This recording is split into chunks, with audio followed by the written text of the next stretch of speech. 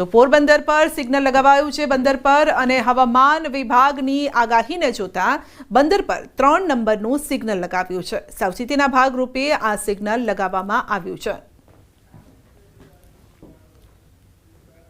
કચ્છના બંદરો પર 1 નંબરનું સિગ્નલ લગાવ્યું છે। અરબી સમુદ્રમાં હવાનું દબાણ હળવું દબાણ સર્જાતા સિગ્નલ લગાવ્યું છે। સાવચેતીના ભાગરૂપે સિગ્નલ લગાવવામાં આવ્યું છે।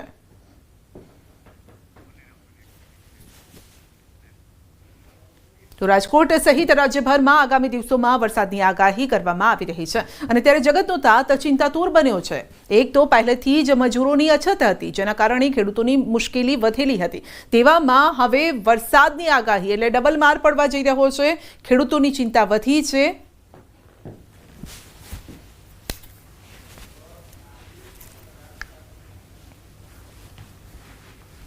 એક કોર મજૂરી નથી જડતા, કપા વીણવાનું ચાલુ છે। મજૂર 800 રૂપિયા દેતા મજૂરી આવતા નથી કપા વીણવા। એક કોર મજૂરી નથી જડતા, કપા વીણવાનું ચાલુ છે। મજૂર 800 રૂપિયા દેતા મજૂરી આવતા નથી કપા વીણવા। એક કોર મજૂરી નથી જડતા, કપા વીણવાનું ચાલુ છે। મજૂર 800 રૂપિયા દેતા મજૂરી આવતા નથી કપા વીણવા। પાછળ અમે મહેનત કરીએ 1.5 મહિનાથી અને જો વરસાદ આવી જાય તો અમારે પૂરું થઈ જાય। આમાં કાંઈ પાછળ વધે તો ખાવાના પૈસા ઘટે, પછી અમારે એના માટે શું કરવું? અત્યારે આમાં વરસાદ પડે એટલે આમાં ફાલ ન લે જરાય, આ ચણા બગડી જાય, હાવ ખાર ધોવાઈ જાય એટલે પછી આને અમારે શું રાપલવાનું જ રહીએ। મહેનત મજૂર મળતા નથી તોય તડામાર મહેનત કરીને કામ કરીએ છીએ અને આ માલ બધો બગડી જાય અમારો। તો આ દ્રશ્ય જુઓ જ્યાં બળદ જોડીને ખેતી કરી રહ્યા છે વ્યક્તિ। તો અનિલભાઈ આ વ્યક્તિ દાહોદ તરફના છે, રાજકોટના શાપરમાં ખેતી ભાગમાં રાખીને મજૂરી કામ કરે છે। આ વ્યક્તિના ઘરમાં આમ તો 5 સભ્યો છે, પરંતુ ઘર ખેતી ઉપર જ ચાલે છે અને આવા સમયે હાલ વરસાદની આગાહી છે।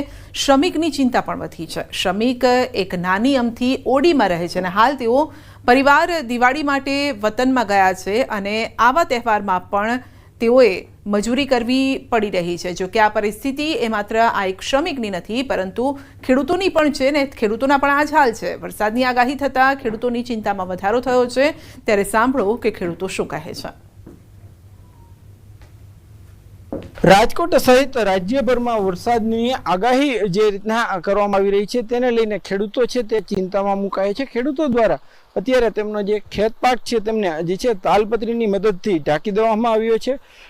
અનેક ખેડૂતો છે કે જેમને મગફળી સહિતના જે પાકો તૈયાર થઈ ગયા છે, પરંતુ ક્યાંક જે છે હાલ યાર્ડમાં રજા હોવાના કારણે જે છે એ ખેત પાક જે તૈયાર થઈ ગયેલો ખેત પાક છે તે ખેતરમાં જ છે, તેમને જે છે કે તાલપત્રીની મદદથી સુરક્ષિત કરવામાં આવી રહ્યો છે। તો બીજી તરફ વરસાદે પણ આ ચિંતામાં જે છે વધારો કર્યો હોય તેવી સ્થિતિ જોવા મળી રહી છે। ખાસ કરીને જે રાજકોટ પંથક સહિતના અલગ અલગ વિસ્તારોમાં જે રીતના વરસાદ પડવાની ભીતિ પણ સેવાઈ રહી છે। છેલ્લા 2 દિવસથી ક્યાંક વાતાવરણમાં પલટો પણ જોવા મળી રહ્યો છે અને એમને લઈને ખેડૂત છે અત્યારે ચિંતાતુર થયા છે। હાર્દિક જોશી, ન્યૂઝ 18 ગુજરાતી, રાજકોટ।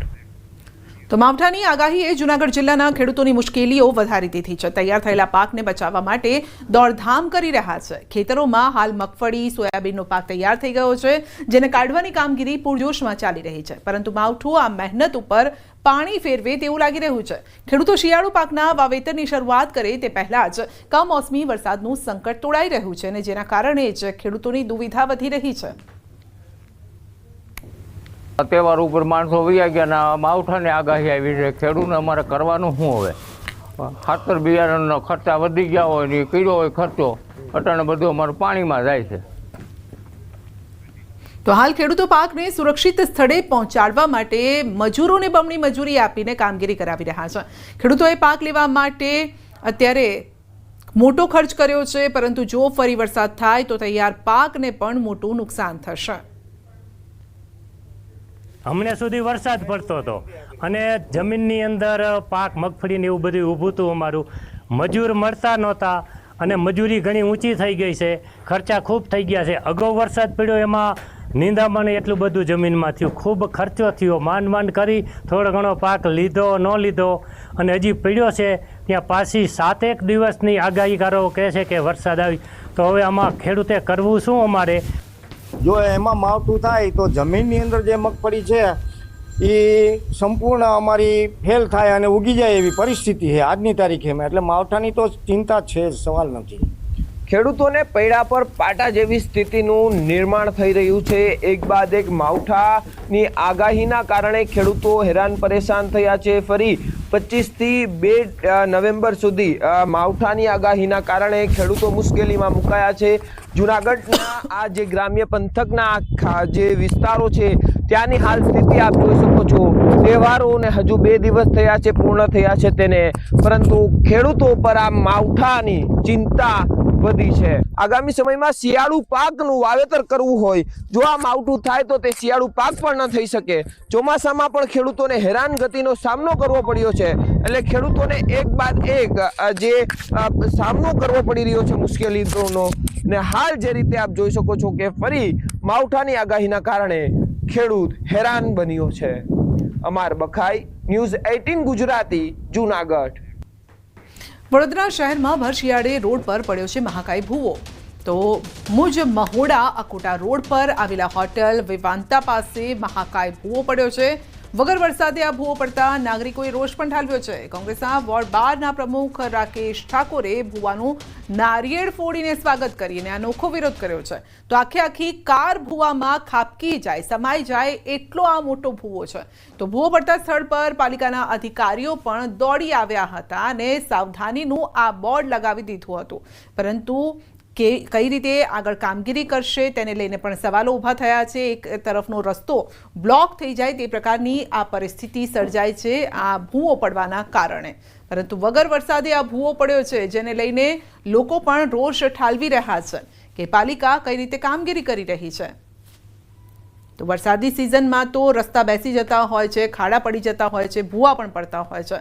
પરંતુ હાલ તો વરસાદ પણ નથી અને તેવા સમયે આવી ઘટના બની છે. તેને લઈને સ્થાનિકોમાં રોષ છે. તો કોંગ્રેસે પણ આ ભૂવાનું નારિયેળ ફોડીને રોષ ઠાલવ્યો છે.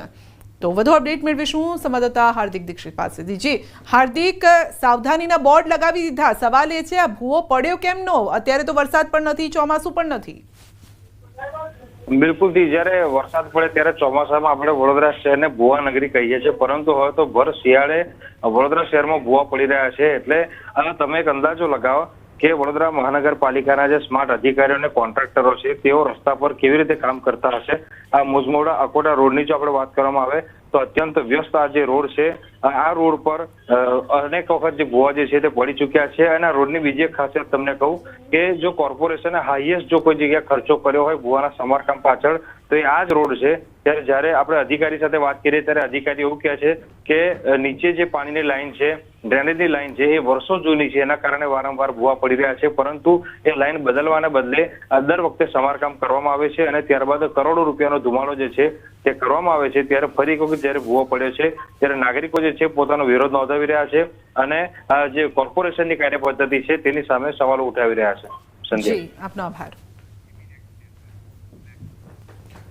સાબરકાંઠાની વાત કરીએ તો ઈડરના મોહનપુર પાટિયા